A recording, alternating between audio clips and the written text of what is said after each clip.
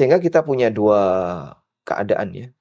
Yang pertama judi, apabila uang pendaftaran itu digunakan sebagai taruhan, dipakai sebagai hadiah, nanti yang menang dapat, yang kalah nggak dapat. Yang kedua gharar, ketika uang pendaftaran itu tidak dipakai hadiah, hadiahnya dari sponsor.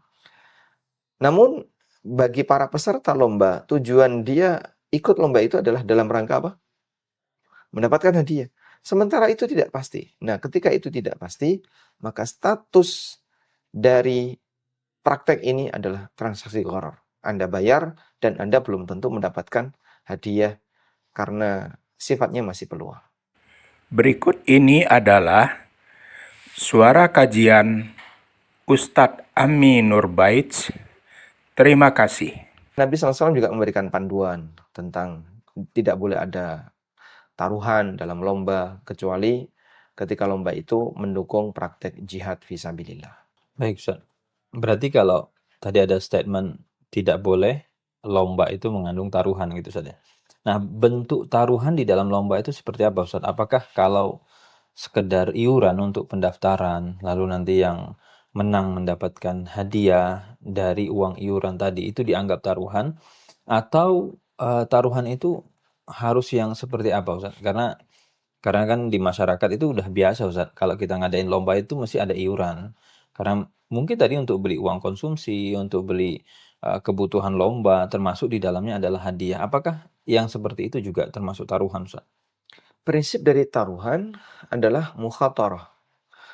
Seseorang membayar senilai tertentu, kemudian dia melakukan permainan tertentu, dan dalam posisi di situ ada dua peluang antara bainal ghunmi wal ghurmi, antara untung atau buntung. Ketika saya membayar senilai tertentu, lalu saya melakukan permainan, dan nanti ujung akhirnya antara saya untung atau saya buntung, maka status perbuatan saya ini taruhan. Dan itu judi yang tegas dilarang dalam Al-Quran, karena itu termasuk di antara min amali syaitan, bagian dari perbuatan setan. Taib.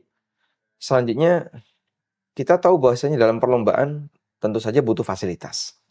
Dan berarti itu butuh dana untuk pengadaannya. Minimal adalah fasilitas untuk kegiatan lombanya. Meskipun mungkin tidak ada fasilitas berupa konsumsi atau kaos atau yang lainnya. Minimal fasilitas untuk pengadaan lomba. Baik, dalam hal ini boleh nggak kemudian diambilkan dari biaya peserta? Sehingga peserta bayar senilai tertentu, kemudian nanti mendapatkan fasilitas. Mungkin kita bisa berikan beberapa rincian. Yang pertama, peserta membayar senilai tertentu, kemudian uang pendaftaran ini nanti akan digunakan oleh panitia, diambil sebagian, sekian persen atau berapapun, dan dijadikan sebagai hadiah.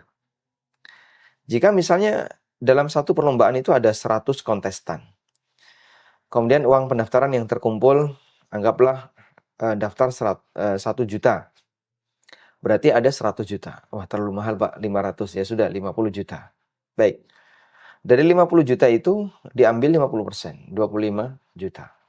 Dan itu dipakai hadiah. Siapa yang menang, juara 1 dapat ini, juara 2 dapat ini, diurutkan. Ada 100 kontestan.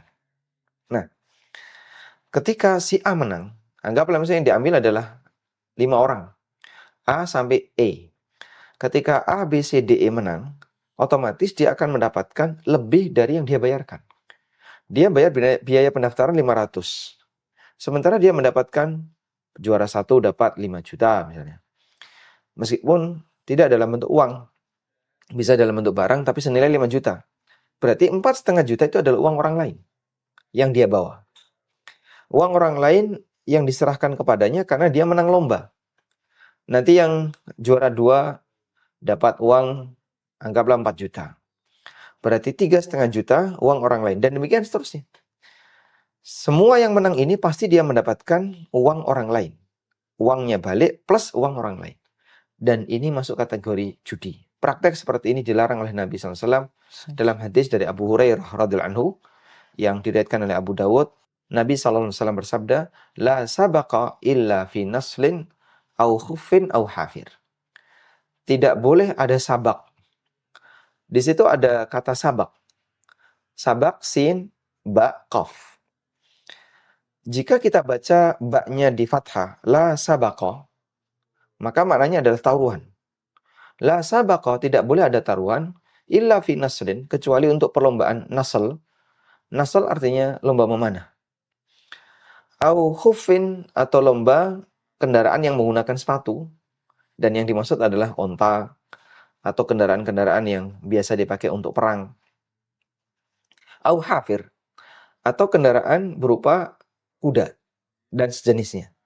Nabi SAW melarang tidak boleh ada taruhan kecuali untuk lomba memanah, lomba menunggang onta, atau lomba menunggang kuda. Dan kita lihat di sini kata beliau la sabaqah. Sin baqaf yang tadi kita sebutkan ada dua cara baca. Bisa dibaca la sabaqah, bisa dibaca la sabaqah. Jadi baknya ada dua cara baca, bisa dibaca sukun, bisa dibaca fathah. Kalau baknya ini kita baca sukun, la sabaqah, maka maknanya adalah tidak boleh ada perlombaan. Tidak boleh ada perlombaan. Karena sabaqah artinya at-taqaddum, berlomba. Berarti tidak boleh ada bentuk lomba apapun kecuali 3 lomba yang tadi disebutkan Nabi SAW. Dan sebagian ulama memahami jika kita bawa kata la sabaqah dengan harokat sukun, yang itu artinya adalah tidak boleh ada lomba, maka maksudnya adalah tidak boleh ada lomba yang pakai taruhan. Yang kedua, la sabaqah, bacanya baknya di fathah. La sabaqah. Kalau baknya dibaca fathah, maka maknanya taruhan. Tidak boleh ada taruhan kecuali untuk 3 jenis lomba. Lomba memanah, pacuan kuda, atau pacuan onta. Baik, dan hadis ini sahih riwayat Abu Dawud. Dan insya Allah pendekatan yang kedua ini yang lebih mendekati, yang lebih kuat, karena yang dilarang adalah taruhannya dan bukan lombanya dengan dalil seperti tadi Nabi SAW lomba gulat, dan beliau juga pernah lomba yang lainnya. Taib. Sehingga untuk masalah perlombaan, yang penting jangan sampai ada taruhan di titik ini. Ini poin 1 ya. Ini baru rincian yang pertama. Rincian yang kedua. Dia membayar biaya pendaftaran. Namun biaya pendaftaran ini tidak digunakan sebagai hadiah. Tapi dipakai untuk sebagian untuk fasilitas dan sebagiannya jadi kas milik panitia. Kalau tidak habis untuk fasilitas, sisanya kan kemudian menjadi kas panitia. Tapi untuk hadiahnya mungkin dari sponsor atau dari iuran warga, boleh nggak seperti ini? Wallahu alam, jika realitanya demikian, berarti unsur judinya sudah nggak ada. Karena nggak ada taruhan. Dan realitanya hadiah itu bukan dari peserta, tapi dari pihak sponsor, dari orang lain, dan seterusnya. Nah, untuk hadiah yang dari sponsor dan orang lain, berarti peserta dalam posisi tidak untung, bainal ghunmi wal ghurmi, tidak untung dan tidak rugi. Tapi adanya adalah untung dan kurang beruntung. Karena kalau tidak beruntung itu belum tentu rugi. Bedakan dengan rugi ya. Kalau saya nggak dapat, saya nggak rugi. Tapi saya belum untung. Namun kalau saya dapat, saya untung.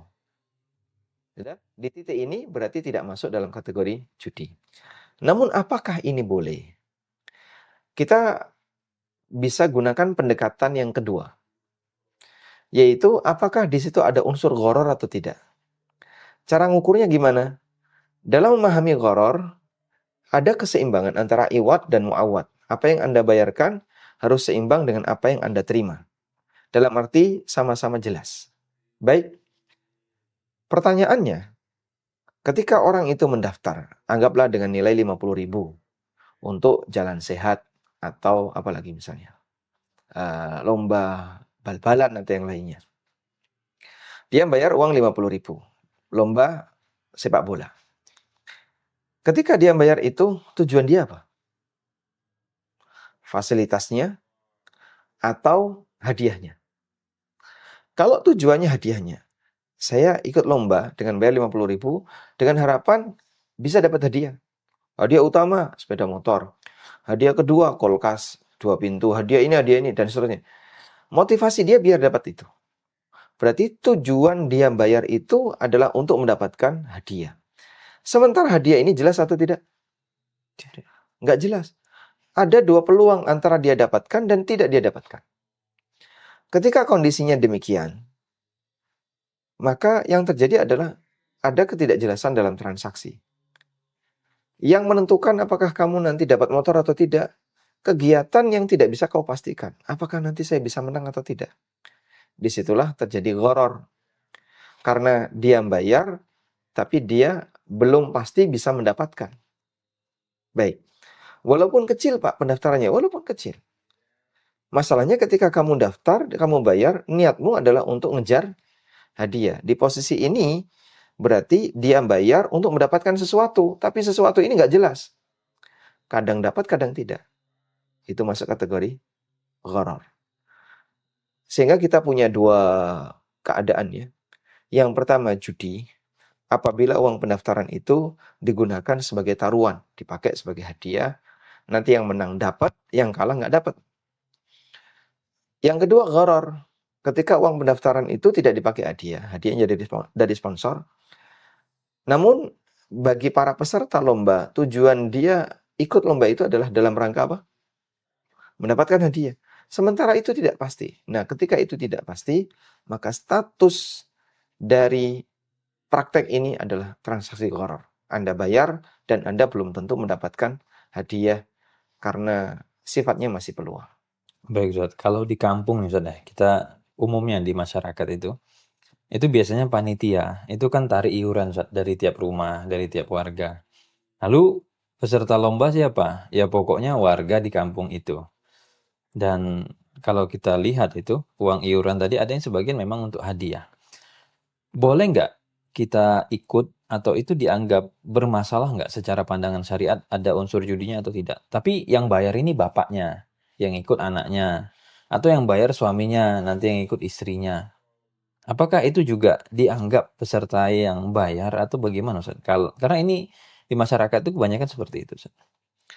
Jika eh, kita kembali kepada ukuran tadi, ini masuk pada kategori judi gharar atau bukan? Pembayaran ini sifatnya lazim. Lazim itu artinya mengikat. Kalau kamu nggak bayar, kamu nggak boleh ikut. Sehingga status itu sebagai praktek judi atau transaksi gharar jika biaya pendaftaran ini wajib dari pribadi peserta. Baik, sekarang kita beralih kepada kasus bagaimana kalau misalnya nggak ada biaya pendaftaran, gratis, siapapun boleh ikut. Namun, aneka hadiah dan fasilitas diambilkan dari iuran warga. Dan tentu saja, bisa jadi peserta lomba adalah bagian dari warga.